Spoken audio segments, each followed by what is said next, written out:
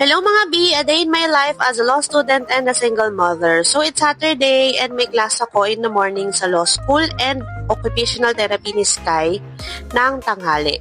So ayun, pumasok muna ako sa school and then si Mama ang sumama kay Skylar sa therapy. So after ko mag-school, of course I have to fetch or kailangan ko sunduin si Skylar, but before that may errand muna akong pinuntahan at saka ko sinundo si Skylar. So ito na yung therapy niya.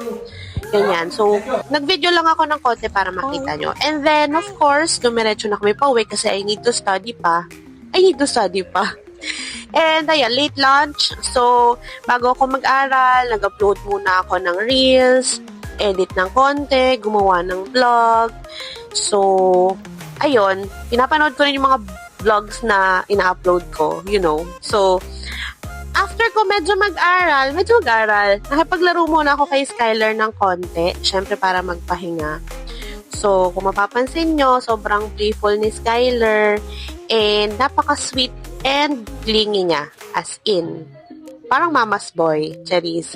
So, ayun, ang happy ko naman ngayong Saturday, kasi good mood din naman si Sky, and laro-laro lang siya. And then after that, dinner, and then nag-TikTok kami, and then mag-aaral na ako ulit. Hanggang madaling araw na yan. And midnight snack! Bye!